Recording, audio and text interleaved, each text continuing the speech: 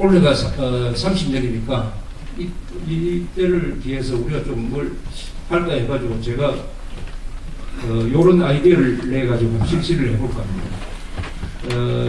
아까 기억장치를 말씀하셨는데 우리가 지난 세대 한강의 기적, 한국 현대사의 가장 드라마틱한 이 기억을 갖고 있는 세대가 바로 여기 계신 분들이죠. 여기 계신 분들이고 저는 그 기성세대의 아마 마지막인데 저는 여러분들이 가지고 있는 기억을 정리를 해가지고 이 후배들한테 넘겨주는 그런 아마 중간 역할을 한다고 봅니다. 저는 기성세대의 이제 마지막 세대죠. 기성세대의 마지막은 우선 배고픔을 아는 마지막 세대고 동시에 풍요로움을 맛보기 시작한 첫 세대죠. 저보다 선대 세대 되시는 분들은 가난만 맛보고 풍요로움을 맛보려고 할 때는 이미 노쇠해가지고 제대로 즐기지도 못하고 돌아가신 아주 우리로 보면 미안한 세대인데 저 역할은 우리 위대한 기성세대의 기억을 기록으로 남겨가지고 그걸 기억장치 속에 담아가지고 후배들한테 넘겨줌으로써 이게 우리 민족사의 하나의 DNA로서 남아있도록 하는 그런 역할을 하게 됐습니다. 그러나 이것은 저 혼자도 못하고 여러분들이 협조를 해주셔야 되는데 이런 것을 제가 하나 모집을 해볼까 해요. 제목을 나와 박정희 해가지고 박정희와 관련된 잊지 못할 개인적 체험담을 수술하는 거예요. 수기. 분량은 A4 용지, 여기 A4 용지로 3장 내지 한 6장, 뭐, 기별도 좋고, 그리고 200장 홍보지로 14장에서 한 35장 됩니다. 관련 사진이나 그림이 있으면 또 좋고. 이렇게 쭉, 지내온 생애를 쭉 보시다가 박정희와 관련된 사건이 반드시 있을 거예요. 그건 꼭 박정희가 만났다는 거하고는 관계가 없습니다. 박정희의 등장 때문에 우리 마을에 처음으로 신장로가 생기고 이게 포장이 되고 마을 회관이 생겼다든지 아니면 박정희가 등장했기 때문에 누구가 구속이 됐다든지 박정희가 등장했기 때문에 일자리가 생겼다든지 등등 이 박정희라는 인물과 내가 관련된 어떤 사건 어떤 장면 요것을 되살려보자는 겁니다. 그래서 요것을 적어가지고 우리 조갑대닷컴으로 보내주시면은 1차 마음개화를 한 4월 말쯤 하고 당선자 발표를 5월 말로 해가지고 당선자는 조갑대닷컴에 게재하고 소정의 사례를 드리겠다. 이렇게 지금 어떻습니까?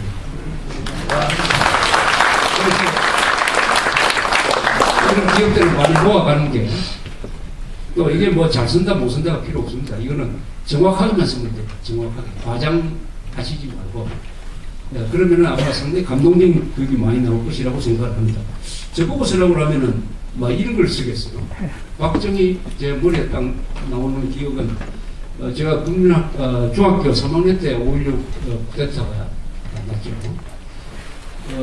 그때 이 영화관에 가보면은 당시에 영화가 시작되기 전에 항상 뉴스가 먼저 나왔습니다. 리버티 뉴스라고 하기도 하고 대한 뉴스 이래 되죠. 그때 텔레비전이 없었으니까 그 뉴스가 말하자면 텔레비전으로 요새 9시 뉴스 보는 것과 같은 효과가 있었습니다. 박정희 등장 이후에 뉴스를 보니까 박정희라는 사람이 군 작업복을 딱 입고 요만한 지휘봉 들고 다니면서 현장 시찰하는 장면이 많이 나왔어요. 그리고 이분이 굉장히 걸음이 빨라요. 걸음이 빠르고 딱딱하고 하니까 그 앞에 우리 이승만 대통령 봤을 때하고 완전히 다른 거예요. 그때 44살이니까 44살의 지도자가 현장을 많이 돌아다니고 하는구나 하니까 이게 나라의 분위기가 그만큼 노쇠한 분에서 80대 되는 분에서 그는 반토막으로 40대로 넘어온 거 아닙니까? 이승만 대통령 나이와 당시에 박 대통령 나이가 딱 반 아닙니까? 그때 이승만 대통령 연세가 아마 86쯤 됐습니다. 그래서 이게 나는 그런 기억이 하나 있고 그 다음에 1965년 여름인데 그때 학생 시위가 또 많이 하니까 박 대통령이 위수령을 선포를 해가지고 대학교 문을 딱 닫고 국회의원 어디서 나와서 특별 담화를 발표했어요. 그 라디오로 중계가 됐습니다. 저는 학생 시위를 하는 입장이었어요. 단일 회답 받는 시위를 하는 대학생 1학년 입장에서 듣는데 박 대통령이 학생들을 아주 비판을 많이 했습니다.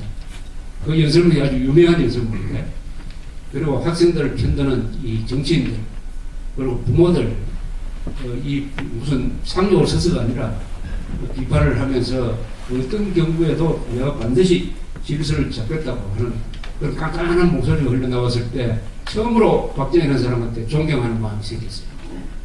존경. 이 데모하는 사람들한테 요새식으로 여러분들의 뜻을 경청하겠습니다. 소통 부족으로 내가 잘못한 게 많습니다. 나도 한때 여러분들처럼 시위를 해본 사람입니다. 이런 이야기 하는 게 아니고 기성세대는 기성세대가 할 일이 있고 젊은 사람 젊은 세대가 할 일이 있는데 당신들을 부추기는 누구누구는 뭐 이런 식으로 하는데, 하여튼 욕을 먹으면도 기분 좋은 게 있습니다. 그렇지 않습니까? 욕을 먹었을 때 욕을 하는 사람이 정당하면은 그 욕을 먹어서 기분이 좋아요. 바로 그런 걸 느끼면서 이 사람이 지도자구나 하는 것을 제가 처음 느낀 게 그때입니다. 저는 뭐 기자니까 그 이후에도 박 대통령과 여러 가지 기억이 많습니다만, 근데 제가 예를 들면 이렇습니다. 이런 걸 꼭 이런 것을 적는 과정에서 또 다른 기억도 나고 하면 여러 가지 적어가지고 그걸 요새 또 이렇게 연필로 적어도 되고 펜으로 적어도 되고 뭐 이거 하신 분은 워프로를 하셔도 되고 하는 과정에서 아마 다른 생각이 많이 나온다고 싶어요. 자꾸 적으면은 하나의 수기가 되죠. 그걸 출판하셔도 좋고, 요새 출판하는데 돈이 별로 안 듭니다. 책 내는 게 요새 굉장히 쉬워졌어요. 종이값도 사고, 옛날처럼 뭐 조판 과정, 문선 과정이 없어져가지고 책도 빨리 나오고 하니까 그런 걸 하나씩 만들어가지고 우리가 아들이나 손자나 조카나 이렇게 전해주는 이런 운동을 올해가 특별한 일이니까 한번 시작해 보기로 하겠습니다. 많이 응모해 주시기 바랍니다. 오늘 일본 외무장관이 지금 일본 외무장관이 나카소네 전 총리의 아들입니다. 나카소네 총리는 지금 연세가 90년인데 일본에서 제일 최장기 한 5년 고이즈미만큼 5년 한 최장기 장관인데, 일본에서는 지금 중요한 국회의원의 3분의 1이 부자 세습입니다. 부자 세습. 아버지가 선거구를 아들한테 물려줍니다. 고이즈미도 그만두면서 그 선거구를 아들한테 넘겨줬어요. 나카소네도 아들한테 넘겨줬어요. 일본에는 이상하게 거기에 대한 거부감이 없어요. 3분의 1이 전부 다 아버지가 국회의원이고 아들이 국회의원입니다. 3분의 1입니다. 그런데 일본 사람들은 거기에 대해서 거부감이 없어요. 우리나라에서는 거기에 대해서 거부감이 많죠. 우리 지금 부자 국회의원 하는 사람이 한두 사람밖에 없을 것 같습니다. 한국에서는. 왜 이런 거냐. 일본의 역시 무사들이 대대로 세습을 해가지고 부사된 거와 관계가 있는 것인지, 아니면 세습을 하더라도 똑똑한 사람이 세습을 하니까 그에 대한 거부감이 없는 건지, 하여튼 우리의 기계적 평등주의가 다른 게 있습니다. 어쨌든 그 외무장관이 11일 날 이 대한항공 폭파 사건 김현희 하고 리연의 이름도 다우지아야코 씨의 아들과 오빠가 부산에서 만나도록 했다고 이렇게 일본에서 발표를 했습니다. 이것은 일본에서 지금 제일 큰 뉴스가 이 뉴스입니다. 이 뉴스. 일본에서는 이 뉴스가 제일 큰 뉴스가 되어 있습니다. 경제 위기인데도 이 뉴스가 제일 크게 나옵니다. 그런데 우리나라에서는 거의 다루지 않죠. 한국과 일본의 차이. 그 일본 기자